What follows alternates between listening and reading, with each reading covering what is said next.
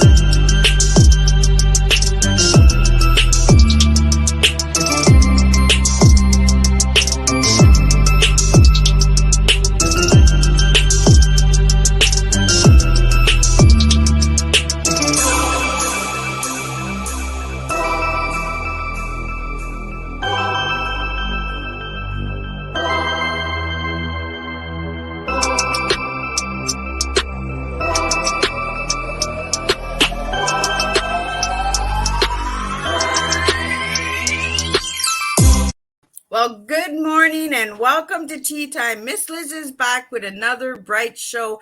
And this morning I have an incredible guest. We've been in the back just giggling away, laughing and talking about family history and all of that good stuff. So guess what? That's what we're going to talk about. We're going to talk about ancestors and we're going to talk about American history.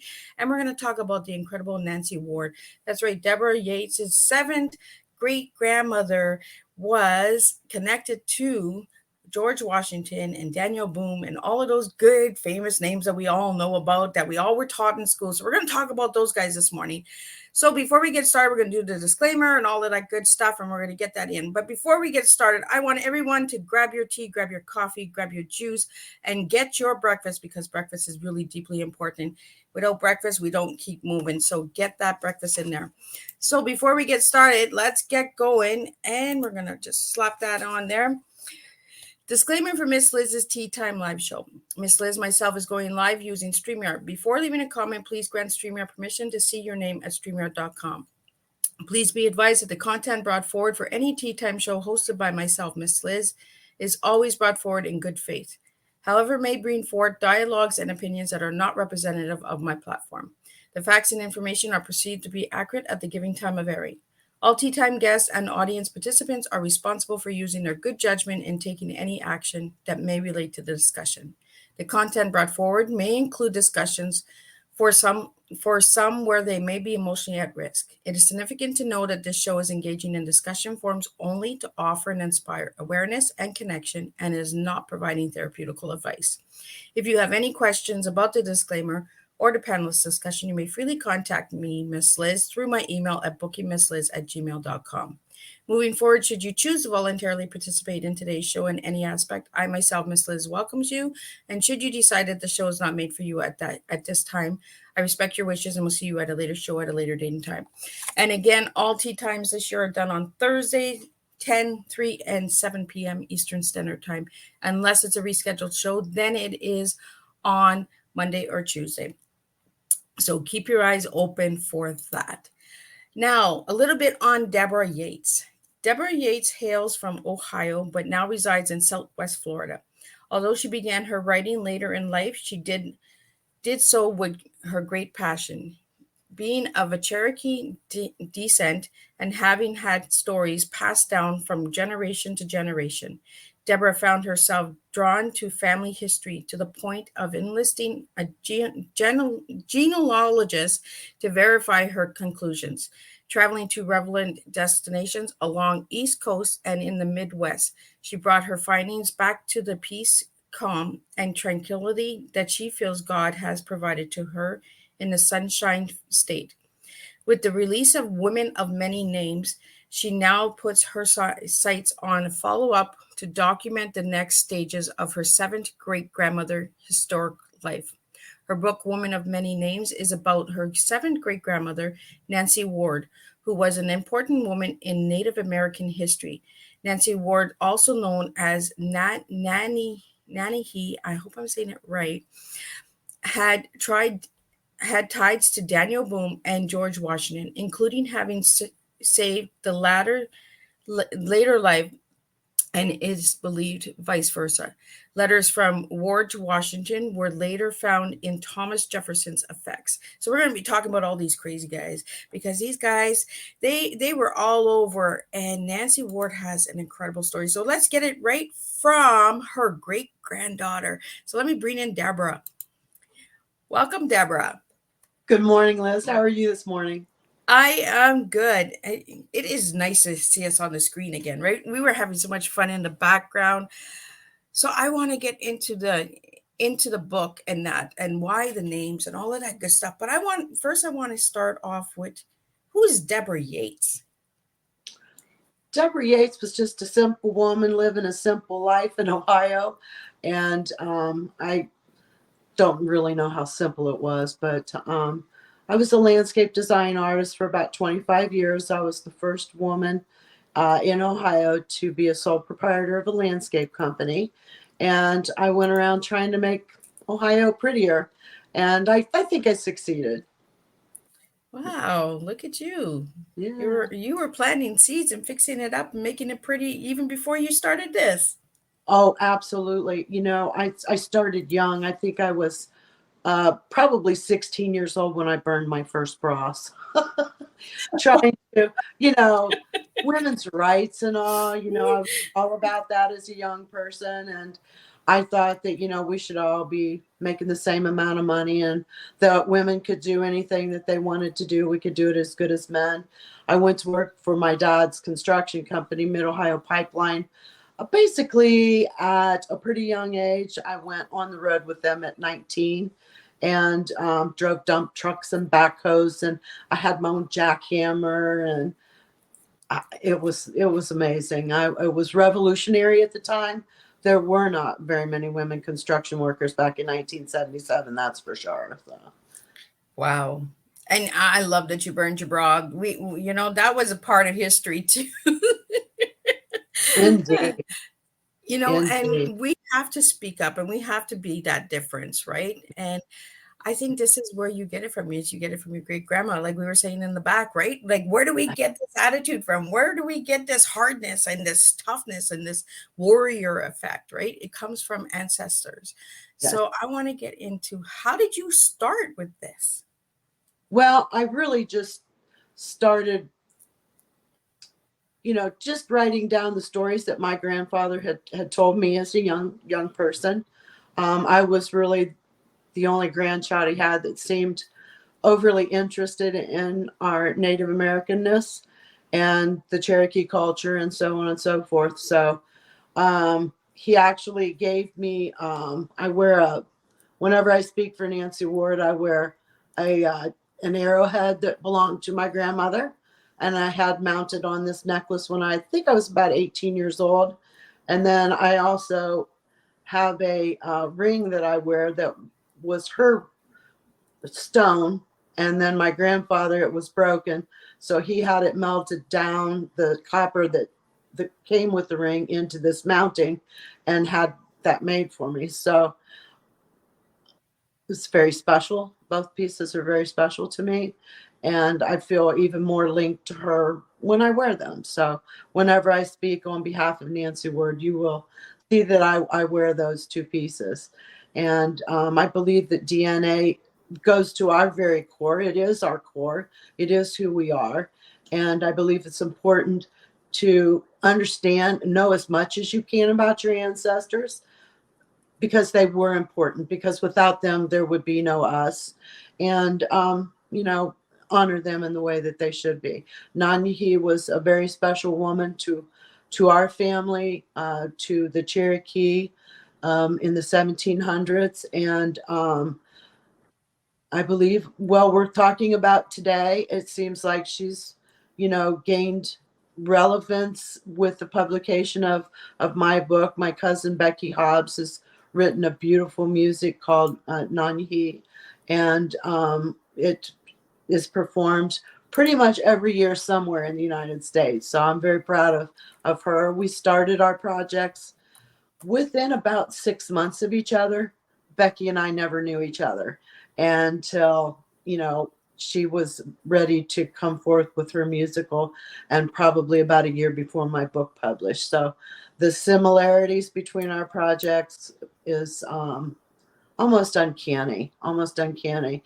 And it was like we both, started kind of vibrating at the same time to do this work. It has to be a God thing, a Nanyi thing. My grandfather, his name was Kingfisher, which was Nancy Ward's first husband. Her second husband was Bryant Ward, which she also had a child with him at when they were married, and he was in Cherokee country. So DNA is important. Your heritage is important, no matter who it is, and no matter who you're related to. So how long did it take you to find out all this information? Oh, decades, actually. Oh, I can remember my grandfather started telling me the stories as soon as I understood that I was Cherokee Indian, or was told that I was Cherokee, because we were raised not knowing. I found out somewhere between 12 and 13 years of age, and I kept having a reoccurring dream about a Native American woman standing on a hill looking down into a valley with a river, and with Native Americans running around. And this third time I had the dream, I had told my mom several times, I keep having this dream. I keep having this dream. The third time I told her that I keep having this dream, she goes, all right, doggone it. You're Cherokee Indian, but don't you tell a soul. And I went, oh, that explains the dreams. And so anyways, I had always been collecting swans and owls and wolf things, and just feathers just meant everything to me. That simple things in life meant so much to me, and I didn't understand why I was so drawn to things of that nature, and animals. I love animals, and animals seem to love me.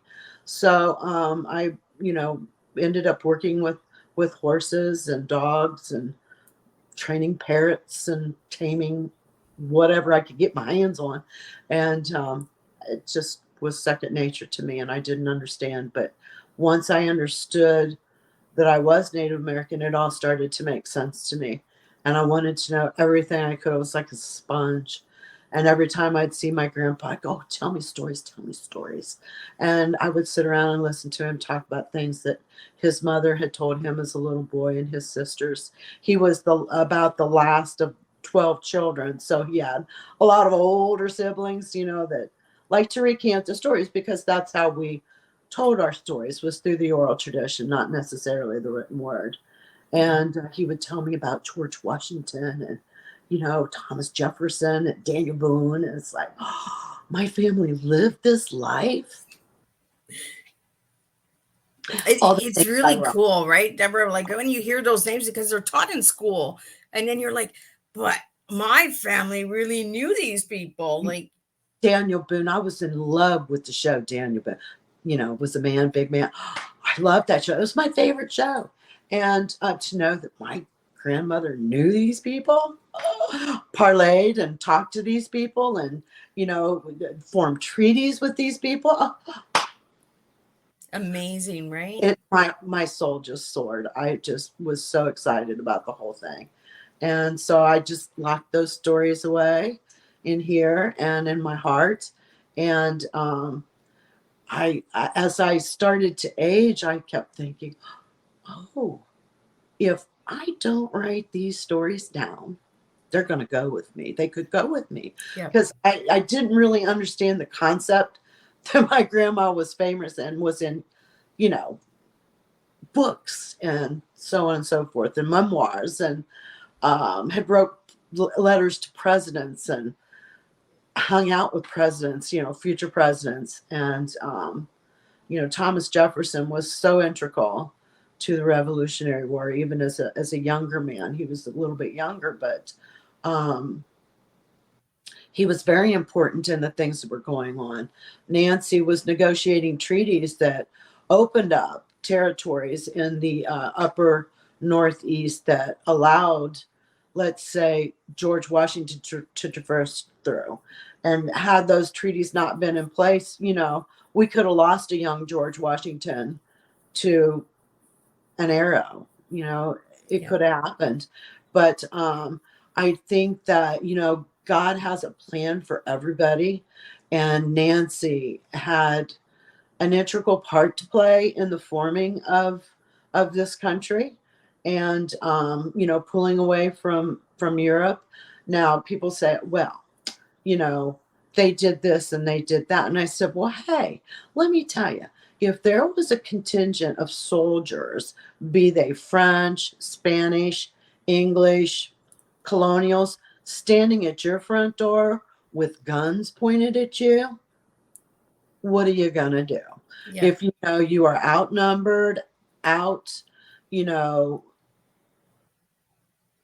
weaponized, what are you going to do? You're going to go along with yeah, that sounds good to me. Yeah, sure, we're on your side.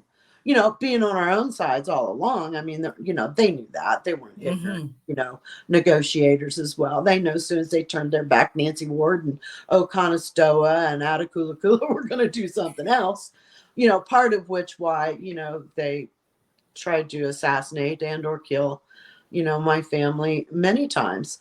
A young dragging canoe, people say, well, Nancy was, possibly a traitor to her people because she would warn settlers that there was a war party coming. Her son was in those war parties as well. Wow. And I have to believe that it was all part of not only a divine plan, but a plan that had been basically put together by my ancestors as well. And or they would have killed her. They would have ended Nancy Ward's life if they truly thought she was a traitor. She was more about peace after the Battle of what I will call Taliwa, which happened in Ball Ground, Georgia, and she was actually 3 to 4 months pregnant when she went to war with her husband. And they were in a fight with the Creek Indians, and they were infringing upon their hunting grounds. And back in those times, your hunting grounds were everything. Yeah. They were your life source, your food source. Water was completely important as well. But if you take away the food, you take away water, you last for 3 days. You take away water, food, you last for 20 to 25. So those things were always very important. And truly, we call ourselves Anayuia, which means people of the water, or water people. And we didn't call ourselves Cherokee Indians. Actually, if research does me correctly, the word Cherokee truly meant enemy in Greek. So, yeah, a little tidbit there. Everything has a season and everything has a reason. And it's important to try to understand what those are. Just like everything we've been through in the last few years is as a world. And what I'm talking about, I would assume. And, we've been through things that we thought we would never go through. Yep. Now, my grandparents went through the Spanish flu back in the, 1922, 23, whatever that era was. I think it came out before the war, right? Oh, yeah. Yeah. And one of my grandparents died from that. My grandfather, Cherokee grandfather's mother, passed away during that era, along with several of her children. So, you have to kind of understand that it was probably the Spanish flu that actually really took them. And, we need to understand history. It is what it is. And we need to try to patch our families back up as best we can. Forgive everybody for having a different opinion, because we were born free. We're allowed to have a different opinion and should not be punished for that difference of opinion. right? We should have that freedom of saying, you know what, that doesn't add up for me, but it might be add up for you. That's your cup of tea, but not my cup of tea, you know? And Yes. we should have that right to say that without Yeah. being punished, like you said. Uh, so, Deborah, I want to ask you, did you find further past Nancy Ward in your family, or is that as far as you got? Oh no. There I have a Jacobite grandparent that Hmm. fought in the Jacobite wars in Scotland, and he got booted out of Scotland and ended up in America. And his name was Ludwig Grant. I have a grandparents that started the Valley Forge, which was made a lot of the weaponry for the Revolutionary War. One of my grandfathers died with Lewis and Clark on that trail across the United States. And I actually, well, my mother might not be happy with me, but I had a grandmother that was murdered in the Salem witch hunt, and was later proven to not be a witch. And I had relatives that came on the Mayflower. Um, It's amazing, right? When you start digging in the past, like you find out and you're like, oh, that's cool. And that's where I get that from. And where's this leaf going to take me and that leaf? And anybody who does ancestry out there and the listeners, the leaves are what ancestry does. It's the leaf on the trees, right? So then you find out if you're related. And sometimes the leaves that connect with you are not related, but you find a different direction and you find another clue because they might have a clue that they thought was related to you and it yeah, was related to them, or you have a leaf and then it just connects. yeah. And I think it's really incredible. So I want to get into the name of the book. Why did you name it Women of Many Names? Well, that was quite an interesting day in itself. As I began researching the white man world, so to speak, computer and stuff, I started finding all these different names that Nancy was called during her Oh, life. And I'm listing them out and I'm listing them out. And I'm like, this woman had so many names. I can't believe my grandmother had this many names. She was just a woman that had so many names. I don't understand. And I went, oh, bingo. there's There's the name of the book. It's just, I think once you open up that that can of worms, so to speak, or you open the doors to the possibility of what can be, I believe that the creator sends things and starts lining things up so that that makes sense. And as I started doing more and more research, because I wrote down my words of the stories my grandpa had given me, I shipped it all to my girlfriend because I wasn't computer savvy. And I knew that it had to be done a certain way. And I just wasn't into computers and all that stuff. So I sent it to my girlfriend, and she, transposed everything onto a disk for me. And when she sent it back, she called me and she says, I put that in the mail today. She says, I made a copy of it just in case it gets lost because, Deborah, this is a story that needs to be told. This is history. And these things need to be known by other people than just you and your family. So I had to consider it very, very much so because I respected my friend Sandy. And she'd always wanted to write a book ever since we were little girls.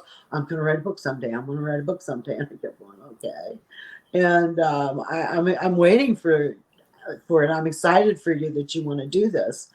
And when she told me I needed to write a book and that I already had the start of one, I went, okay. So I started, at that point, I started researching and trying to find out everything that I could about her. And that's how that happened. So how long did it take you to write the book? About 4 years. I would say Ooh. 4 years. I like that it took you a couple of years, especially when it comes to so much incredible history, right? But now that book is out there, so that story is staying out there now for life. Yes, But it's been out a while, and I think it published in, I want to say 2017. And that anybody still wants to talk to me about this book just amazes me and gives me such great pride. There is my grandmother actually has a park and a boat ramp that were named in her honor.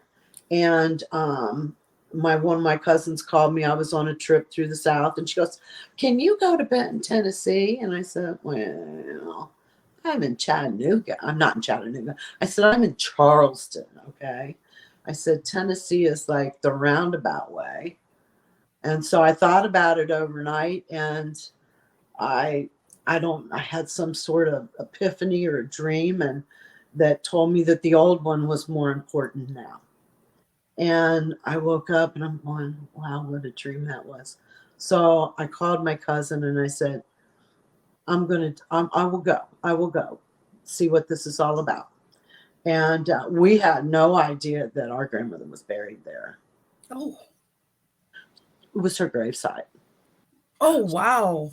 Oh, I'm telling you, when I pulled in there, my body went insane. I raised the goosebumps all over. My heart started palpitating, and I felt like I was walking 3 feet off the ground. To think that my grandmother was buried on top of that hill, and I had no idea. I don't even know if my grandpa knew she was buried up there. He must not have, because he never told me. And because it was, he was raised in Oklahoma, and, we were supposed to forget our heritage. And he was taught not to, think about his heritage and to deny his heritage and who he was. So, parts of the story get, kind of shuffled around and lost, for better word to use, maybe. I'm not sure. So as I started descending that hill, I'm looking around and I'm going, oh my gosh, my life makes sense. The things that I have loved all these years. And I got to the top of that hill and I turned and I looked down into that valley, and it literally took me to my knees. Remember that dream I told you about when I was Yeah. 12? It was there. You just gave me goosebumps. I don't know It why was I'm getting that. goosebumps. It So is amazing when you find your history, right? And it makes sense. Things start to connect the dots, and then you're like, that's why I like that. Why doesn't my brother and sister not like that? Like, why, you know? And it's not because they didn't have the same grandmother. It's just you had a closer connection to her than the it's other that ones did. that strand of DNA. It is so deep. I believe that our bodies and our minds somehow or another have some sort of connection, recollection to the strand of DNA. For some people, maybe it's not that way for everybody. But like I said, I believe the creator put me right where I was at to write this story. It's in the Library of Congress. As long as the Library of Congress exists, that story's there and can be told for another 200 years. Yeah. My grandmother's been dead for 200 years, and her story is as relevant today as it was then. And maybe even more so, because we need heroes today. Yes. We need heroes that actually existed, that weren't a figment of somebody's imagination, and that young women can look up to. She was a Cherokee leader in the 17 and 1800s, when women leaders were just about unheard of, unless your name was Queen Elizabeth or Mary Queen of Scots. We are worthwhile. We have Yep. good minds. We can be good leaders, negotiators, and always could have been, had we not been derailed, so to speak. Yeah. And to know that my grandmother was one of those people, just swells me with the greatest pride. That I can't even hardly sometimes imagine that this this was my family, and Right. I'm And when you find that history, like grave sites, we need to start talking more about grave sites. People are put in a grave so that we can remember them, so we can honor them. When we go to a gravesite, we're not dancing, we're not partying on their site. We're actually giving them respect by honoring those people. That's Yeah. what gravesites are for. Oh, They lived a life too, and let's remember their lives. Like, we need to have that discussion on gravesites, because well, when you start talking about going to your great grandmother's gravesite, literally was getting goosebumps, Deborah. And I was like, why am I getting goosebumps? She ain't my grandma, but I pretty love amazing. ancestors. Like, I know that that's where I get my stubbornness from. That's where I get my hardness from, because they had it hard, but they continued on. And Nancy Ward, from the information that I got and the research that I got, was this woman was a strong woman. She was not one to play with. Like, and a lot of her people said that she was a traitor and that, but she wasn't. She was the leader, stating, let's join, let's connect, let's Don't unionize. succeed Like, your lands. Don't succeed your lands. She that was so important to her statement that she made continually.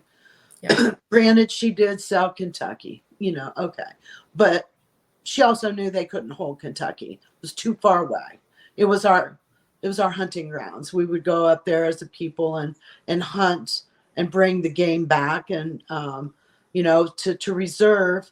It was all about ecology. Even then, they were not stupid people. They knew they needed to save the resources around home for when it got cold, and you weren't moving around because you knew you couldn't go to Kentucky in the winter. It was too wet and snowy, whatever. So there was even a trader route, not TRADER, that went from one end of the United States to the other and into Canada as well, because we yep, were just one people. Like I told you earlier, we yep, didn't recognize a border of Canada and the United States. It was just, the land. We didn't recognize the border, to Mexico. It was just land. And we all traded things back and forth amongst each other. There was this great trading route that was, in place. And there were certain people that did that trading, and those certain people had their own language, even the trader language, so that they could communicate with each other as they went from one part of the country to the next, whether it was Florida or somewhere up around Ottawa, or California to Mexico City. So we people find that amazing. They have no idea that it was that sophisticated, and it was that sophisticated. And we got things from their shells, different shells, and they will find remnants of those things at different places they shouldn't be. And that's because we were using the assets that were available. And we trade a wampum was our money. It's a beautiful prehistoric shell that mostly came from the east coast the of North America. So it's amazing when you start thinking of it in that concept. And as far as Nancy Ward's gravesite, it's the most beautiful, serene place. And it is under the care of the state of Tennessee, the great state of Tennessee. And they maintain the grounds there, and they call me on occasion, and I've been able to advise and speak with them about what, as a family, we would like to see done there. The descendants of Nancy Ward all pulled together, and we bought granite stones, benches that were placed along the way up the hill so people could stop and rest on their way up, because it's a pretty decent sized hill. And to honor her, I placed a black granite tier stone at the entrance, and it's all over the internet now. It's just amazing, saying that this is the final resting place for Nancy Ward, for her son Five Killer, and also for her brother Longfellow. And those names all ring through history as well. And that was her son and her brother. And when her son died many years later, he was buried there. Nancy was buried elsewhere. And actually, Longfellow outlived Nancy and Five Killer. So he was placed on the hill as well. Nancy was buried elsewhere and moved, I believe, twice, and stored somewhere for a while. And then in the early 1900s was placed with her brother and son on top of the hill by the DAR, which is the Daughters of the American Revolution. And that is now the Nancy Ward chapter that did that. And in October, I will be the opening speaker for another award plaque that has been proffered for Nancy and for the American Revolution, and the important and vital role that all three of those people played there. So I'm very honored to be a part of such a beautiful day that it's going to be. And we'll see. I just keep hoping that someday, somewhere, somebody that's got some influence is going to hear this story, and they're going to go, yep, this is the movie we need to make. We need to quit remaking Willy Wonka and the Chocolate Family. Right? Yeah. Let's get some really good stories out there. Get some, good old, true stuff going on here. Yes, does some of it going to have to be expounded on because we don't actually know? Yeah, but I guarantee you, between Miss Hobbs and myself, we are going to know a lot of the answers to those things, whether we know or we just know. And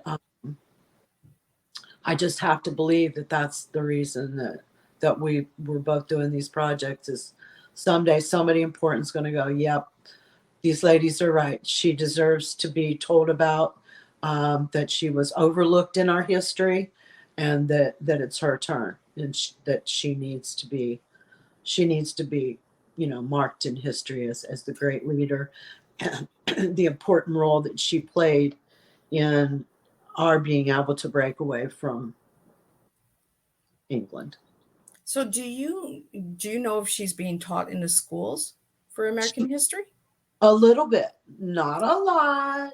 So she's got a paragraph with Dragging Canoe, because Dragging Canoe was a little stinker, and he was quite the warrior, so to speak.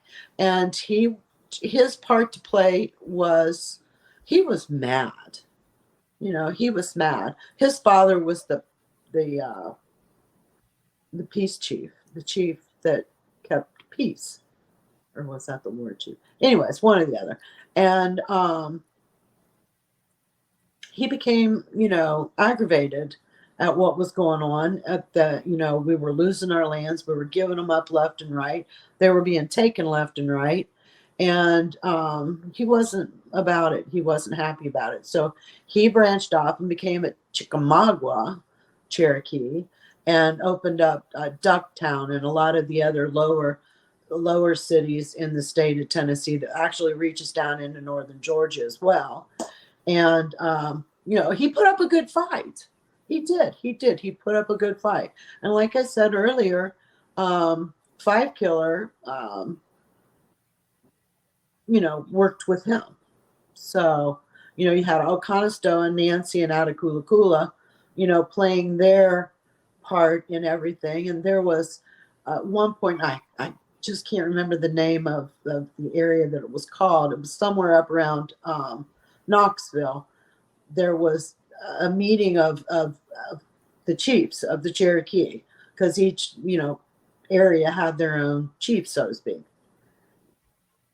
And they had gathered in one place to speak with the future Americans, and they were actually held hostage there. Thomas Jefferson was able to negotiate the release of, with the help of Attakulla. He was loose, so to speak, and Nancy Ward and Oconestoa, the war chief of our particular area, Chota, were being held prisoner there. Almost as soon as Nancy and Nanyehi and Oconestoa were released, they executed those 13 chiefs. So there was so many things at play and at work there. You have to believe it's a God thing. It's a creator thing that their lives were spared, and they went on to do many things, and from that point on, so it just goes on and on and on and on and on. So Yeah. worth a So, Deborah, I want to ask you. Nancy did the treaties with George Washington and Daniel Boone and all of those people, right? The treaties. Did she speak English? Is that how she was able to make these treaties? yes, yes. Oconostoa and Attaculla, as well as several other sons of Matoy or Mortoy, whichever you want to call him, Matoy, who was the who King George II deemed the Emperor of America, and they went on a ship called the Fox to England and stayed for like 3 months. In that time, a lady named Lucy Ward was a lady in waiting to the Queen, fell in love with my uncle Oconostoa, and ended up coming to the Americas later to be his wife.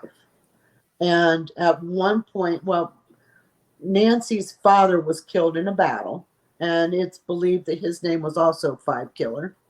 And when your father dies, your uncles become your parent. Oh, So these two great leaders became as a father to Nancy and her brother Longfellow.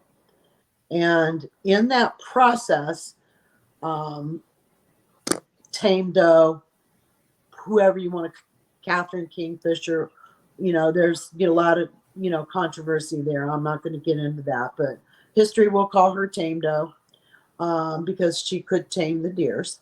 And that is true. She did. We have a link with animals that defies a lot of things that people understand. And she offered her child to Oconostoa and Lucy because Lucy had just lost a child of her own. In that process, Lucy said, "No, she's your daughter. I can't take your child." But she did become like another mother to her as well because of yeah. the heritage, the way things line up there. So that's how English was really, really, really. Oh, I think we got a black screen. Oh, there you go. You're back. I don't know what happened there. I don't know. You went all black. um, Break time. I'm telling you, it's my luck. Anyways, yeah, I have interesting times with electronics. Trust me, me and electronics don't really get along all that well. Yeah, me neither. Like we were saying before the show started, I was like, there's days it tests me. I'm just like, you're not winning today. Mm-hmm. No, but anyways, it like I said, I think it's a great story. It was one Elia Kazan, who was a famous American director back in the 50s, 40s, 50s, and 60s. He just couldn't find a script to honor her in that way. One of the shows on Daniel Boone did touch on the Nancy Ward thing and the negotiation and the sale. He worked for the Transylvania Company, and that's who bought Kentucky. And they were the people that negotiated that treaty. So after finding out all of this incredible stuff about your great grandmother, can you speak Cherokee? Wado, Ushti, and that's about it. No, I can't do it. I have listened to Cherokee tapes for hours and hours and hours. Darling, I can barely speak English. Nope. Can't do it. See, and that's something too that is lost, right? If we don't keep practicing it, is the language, you know. And it's hard to learn when you don't know about it, especially like you were told by your mom, like you're Cherokee, but don't mention it, don't, you know. So you couldn't even go out and say, you know what, at the age of 12 and say, Mom, can I learn the language because you were told not to Well, speak of it, right? as we know, one of the sad parts of American history, and notably the Cherokee, were that they tried to destroy our language. They didn't want us to speak our language. We could be punished, beaten for speaking our language. Our babies were taken from our homes and put into schools, which is probably one of the saddest parts, next to the Trail of Tears, one of the saddest things that happened to natives across the United States was them trying to murder our languages so that we would forget. And that's a story that needs to get out there as well, right? And it's quite sad. It is quite sad. But we're a tough people. We're a tough people. We're a conquered people, but we're tough. We're still here. The Cherokee Nation is the largest Native American nation that there is. And I am in the process of doing the paperwork to become an actual member of the nation. It's like I told my friend, I said, I don't need a piece of paper to tell me who I am, but I Exactly. do want to honor my grandmother and and become a part of the Cherokee Nation. Well, it's sad how history is because of paper and pen, right? You know, Yes, well, it's we been can't just difficult. go out and say, you know what, this is my heritage, this is who I am. We need that paper to prove who we are. And that's sad, you know. Uh, Yes, in that there's so realm, many yes. people out there that have like you said, murdered the language. Let's keep it real. They have stolen these languages and they tried to make them invisible, like they never existed, but they did. And for anybody who's listening now or watch the replay, if you know somebody who would like to turn this into a movie, like I would be honored if you would take this tea time and pick in pieces and reach out to Deborah, because I think these are stories that we need to get out there. And we need to have these stories so that in 20 years, somebody can watch this film, they can watch this movie, they can hear this story, they can read Deborah's book. Deborah has all of the proof. She's part of a lot of incredible things. And Deborah, I really want to thank you for bringing the history to the table because we need to start talking real stuff, real life stories. Yes, And when I did the research on your great grandmother, I was amazed. Like this woman was an amazing woman, you know, yes, and ma'am. her story needs to be told and it needs to be Worth, heard. You know, worth telling. we need American history. We need the truth stories. We need the real Yeah. stories. Yes. Well, this was somebody said, well, there's no proof in history that your grandmother knew George Washington. Said, well, she did write him letters. So that's something. I said, but you can't disprove it either. And I said, these are stories that have circulated through my family for hundreds of years now. And I believe my family. Just saying. It especially back then and in these 200 years, it wouldn't have served my grandmother very well knowing these fellows. It really wouldn't. So, that we continued to tell that part of our story in the oral tradition and not write it down should be of no surprise at all, really, to anybody, no matter what historian you are and where your, research leads you. The letter that she wrote to George Washington was found in a desk that belonged to Thomas Jefferson. There is a Native American woman that visited Thomas Jefferson's house that they don't know who was. Well, she had so many names, right? She sure did. She sure did. So, we had so many, when we were talking about this in the back before we even went live, the secrets that our families held so Yeah. they wouldn't be known. Secrets eventually come out. And the stories come out, Yes, they do. whether you have many names, they come out, and I love the name of that book, Thank you Woman of so Many much. Names, because it really intrigues somebody. What kind of name did she have? How many names did she have? Like You ask 13. these questions and then you're like, okay, if I grab the book and I read the book, then I can see, oh, she had this name, that name. And there's grandma right there. that was taken, it was drawn by my girlfriend, Dawn Fisher. And I gave her, several pictures of myself. And my grandpa always said, "Oh, you look like my mother." My mother looked like Nancy Ward. Everybody said she looked like Nancy Ward because she was born in 1870s. So there was still people alive that actually were little when he died, and they would say, "Oh, you look just like Nancy Ward," and then my grandpa would say, "Oh, you remind me of my grandmother," and then I go to the gravesite and there's this etching, and there's a lot of controversy surrounding that as well. But one of the Hildebrand children, which was one of the great grandchildren's, in the mid 1800s, sat down with an artist and gave a description of him, Nancy Ward, and that was the pencil drawing that's at the gravesite, and that was placed there by the state of Tennessee. So I can't imagine the state of Tennessee just made some historic, Right. fiction up and stuck there. So, and Sharon Iara did a beautiful portrait of her, and if you pull out my senior pictures and put them next to each other, it's crazy the similarities between her and I and several of my cousins. I mean, the strand of DNA, it runs deep, and we got all kinds of, there's so many of us that have the same characteristics 200 years later. So she had some strong DNA, don't you know? Well, and that's what I'm getting from you sitting here. You're a strong woman, Deborah, because like you were in construction, landscaping, you were in the dirt, like you were you know, in the heavy stuff, and you were doing that woman's right. You were burning your bras, you were getting out there and saying, "Hey, look at me. I'm a woman, but I can do it. Let me try."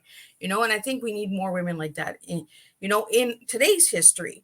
Because Deborah, your story is going to be history as well, because you're sharing this story today of your great grandmother.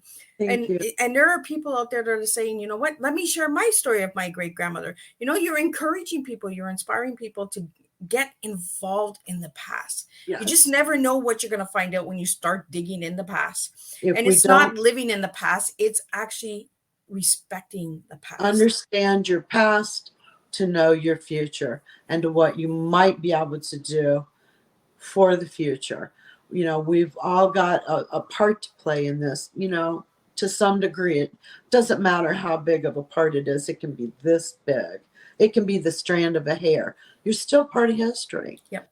And part of your family. And, the family has to survive. Or what do we have?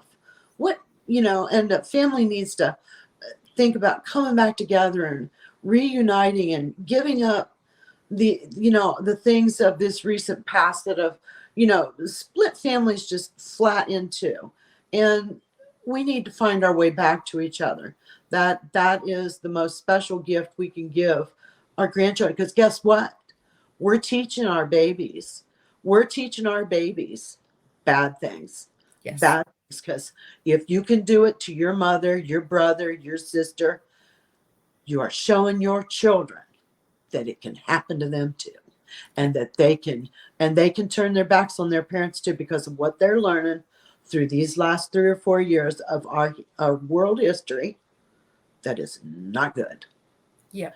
Our families need to work hard to get back to each other, forgive each other for being allowed to make a decision, because Right. everyone should be allowed to make their own decisions in this life, and act accordingly, and not be shamed or ridiculed or anything else for that thought process, because we're the ones that got to live with it.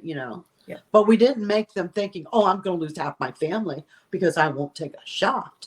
Yep. Are you kidding me? You tell me you're kidding me. No, not kidding. Yeah. Well, and I think the storytellers are the ones that are going to be the new history makers. We really need to keep telling stories. Our ancestors, that's what they used to do at the dinner table, tell a story of the grandma or the grandpa before. or how they came to a certain country. We need to start keeping these stories alive. We really need to start sharing stories. We're running almost at the end of the hour, so I want to get in really quick. I love this conversation, and I love history. If anybody knows Miss Liz loves history, and it's not me living in the past, it's me respecting the past and understanding who I am as an individual, just like Debra did with her grandma. But I want to get in before we wrap up. Debra, I'm going to ask you, what is your T? So what 3 words are you going to give me? History, heritage, home. And I love that you did that. Now tell me why you did those 3 words. History is important to everybody. Our heritage is who we are, and home is where we belong. I love it. This is my home. This country is my home. I love my country. I love my family. And I am so happy about my heritage. I love it. It's the simple things. And that's what it is with T, right? We don't have to do the TEA. We can do 3 words. 3 strong words is our story. It only takes 3 words to tell your story. And that's what Debra did in 3 words. We serve so the word I'm looking for, Grandma, help me here.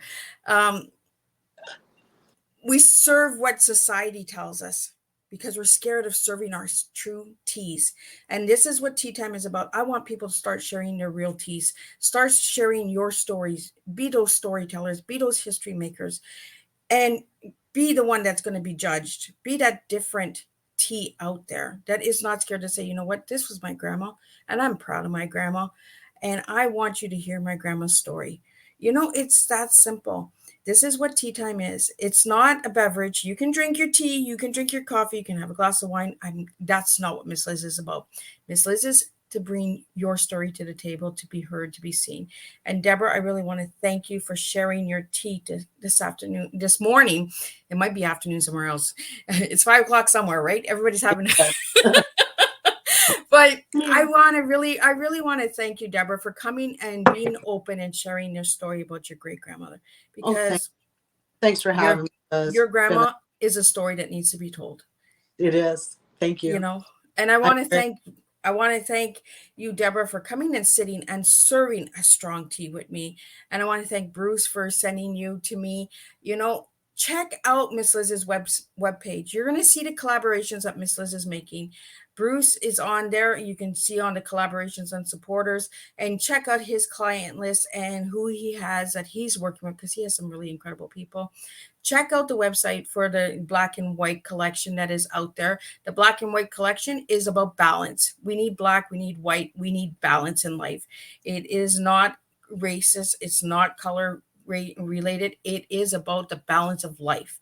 So check out the black and white collection. You can get some pencil cases here for kids that are going back to school. Miss Liz has the black and white here, so you'll see the logo. And then if you want a book and you want a storytelling of abuse, grief, and mental health, check out those 3 books back there. So check that out on the website as well, and check those out. We really got to start telling our stories. And today we're storytelling. So I will be back at 3 p.m. with my second guest, and at 7 p.m. with my third guest. Thursday, we do 3 shows. So at 3 p.m., we have Brenda Susie coming in, and she'll be talking about soul life adventures.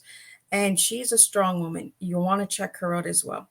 And at 7 p.m., then we have Leslie James, who will be coming in about end of life, the transition, and the moving forward. So I feel that my 3 guests again this week are all aligned with the past, the journey, the adventures of life, the ending of life. But the end of life is not the end. It's just the beginning. And that's why we make a full circle, because we start with Debra, then we go to Brenda, then we go to Leslie, and they all make a full circle. And this is what we do, is we serve strong tea at Tea Time with Miss Liz. So Debra, if anybody would like to get your book or reach out to you, how can they connect with you? Well, pretty much you can order it Barnes & Noble, Amazon, Books A Million. You can go straight to the website, Woman of Many Names, and that'll link you straight to the publisher. It's out there. Awesome. And I really want to thank you again, Deborah. I had a blast, and I love talking about grandmas because my best friend is my grandma. She's 97 and she's just my best friend. Let's keep the stories alive. Let's really stay connected to family. Let's go on Ancestor. You just never know what you might find out. It's amazing. There's heritage too. There's a lot of different ones. And if you want to know a little bit more, you can go back to season 1 and you can meet with Jenna Hennison, and she was on Tea Time in season 1 and she talked about DNA. So let's just keep the circle moving. Let's just keep it going, and let's see everybody at 3 p.m. with another strong cup of tea with Miss Liz.